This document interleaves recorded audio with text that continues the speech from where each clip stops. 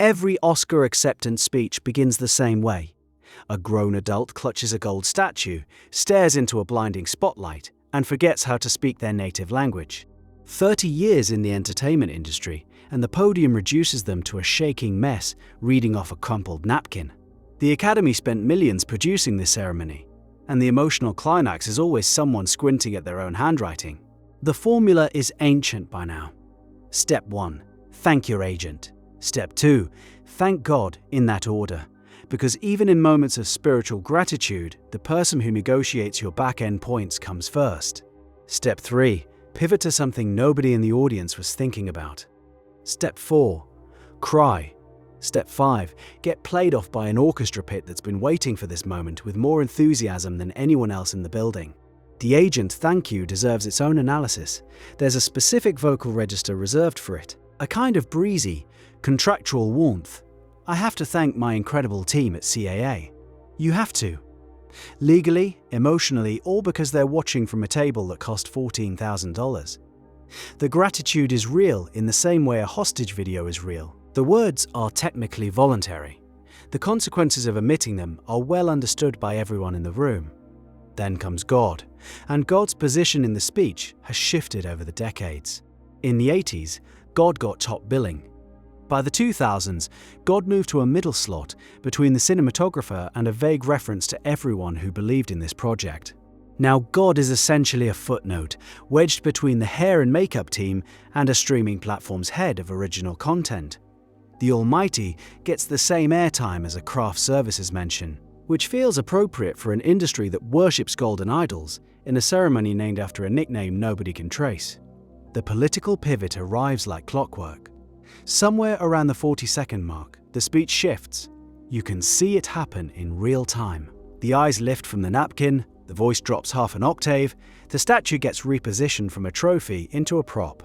And I just want to say, 4 words that have never once preceded something the producers wanted, said on live television. The pivot has its own internal logic. Win an award for playing a coal miner? You now have 90 seconds of authority on energy policy. Win for a period drama about the French Revolution? You are qualified to address the current state of democracy. The Oscar doesn't just validate your performance, it temporarily grants you a PhD in whatever the film was adjacent to. The audience reaction during the pivot is a masterclass in Hollywood facial control. The camera cuts to famous faces performing support. Meryl Streep nods like she's hearing the Gettysburg Address for the first time. A producer in the third row claps with the specific rhythm of someone who agrees publicly and will discuss this privately. The whole room becomes a live exercise in appearing moved while calculating whether this speech will trend positively or become a meme by morning. Nobody blinks wrong. Blinking wrong at the Oscars is a career event. And then, the dead parent. Every year without exception, someone thanks a parent who has passed away. The delivery is always identical. A pause, a glance upward, as if heaven is located somewhere in the lighting rig. I know my dad is watching. The emotion is genuine. That part is never in question. What's fascinating is the choreography. The dead parent always arrives at the same structural beat in the speech, like a musical cue.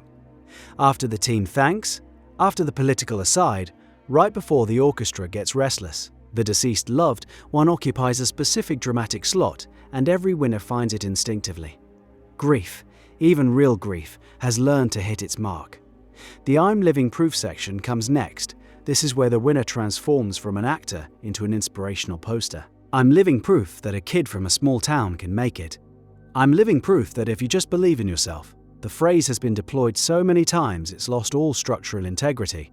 You're living proof of what exactly? That an extraordinarily attractive person with rare talent, significant connections, and years of professional training can succeed in a field designed to reward exactly those qualities. The bootstrap narrative requires ignoring every boot that was already strapped. Meanwhile, the pit orchestra has been tuning up since the second, I want to thank.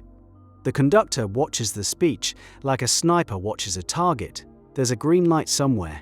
When it flashes, the strings begin, softly at first. A gentle suggestion, the musical equivalent of someone jingling car keys at a party. The winner has 2 choices: wrap up gracefully or fight the orchestra. Some surrender, others raise their voice, speaking faster, cramming 6 thank yous into the space of 1, racing against the cellos with the desperate energy of someone trying to finish a voicemail before the beep. The orchestra always wins. The orchestra has never lost. Somewhere in a filing cabinet at the Academy, there's probably a statistic on this, and it reads 100%. The dress designer shoutout exists in its own category. I'm wearing custom Valentino tonight, delivered mid-sob, between a tribute to a deceased mentor and a plea for human rights. The tonal shift is staggering. You're watching someone process genuine artistic achievement, public vulnerability, and a contractual obligation to mention Italian fashion in the same 90-second window. The designer shoutout is the speech's commercial break. Everyone knows what it is. Everyone pretends it's organic. The designer, watching from Milan, screenshots the moment for Instagram before the sentence is finished. Here's what nobody talks about: the surprise, the performed shock of winning, the hand over the mouth, the whispered "oh my god" that's audible because they're mic'd at every seat. The nominees have known the shortlist for weeks. They've had fittings. They've rehearsed walking to the stage in those specific shoes. Their publicist has prepared a contingency statement for both winning and losing. And yet, the moment their name is called, they perform surprise like they've just been told the sun is made of cheese. The whole table erupts. Hugs happen in a specific sequence that suggests prior choreography. The walk to the stage includes at least one moment of disbelief that plays beautifully from camera angle 3. The speech itself was written 2 weeks ago, maybe 3. There's a draft in someone's notes app right now, time-stamped well before nominations were announced. Winners have been photographed holding folded papers that they pull from interior pockets, with the casual ease of someone who definitely put that paper there 6 hours ago during a final fitting. The fiction is mutual. The audience wants to believe this is spontaneous. The winner wants to appear spontaneous. The Academy wants the moment to feel raw and human and unrehearsed. Everyone is collaborating on a lie that makes the evening work. And honestly, that might be the most Hollywood thing about the entire ceremony. The speeches have gotten longer and wetter. Somewhere in the last 15 years, the acceptance speech crossed a line from gratitude into therapy. Winners now process childhood trauma at a podium designed for brief remarks. They discuss imposter syndrome to a room full of people in borrowed jewelry. They reference their therapist by first name. The Oscar stage has become the world's most expensive counseling session, attended by 3,000 people in formal wear, scored by a live orchestra, and watched by millions who tuned in hoping to see a clip from an action movie. The crying has evolved too. Early Oscar crying was restrained. A damp eye, a slight vocal waver. Modern Oscar crying is architectural. It builds. The chin trembles first, then the voice cracks on a specific word, always a proper noun, usually a spouse's name or a hometown. Then the full release, followed by a laugh, followed by "I promised myself I wouldn't do this," a sentence that has been said at the Oscars more times than any line of dialogue in any winning film. The standing ovation economy deserves a mention.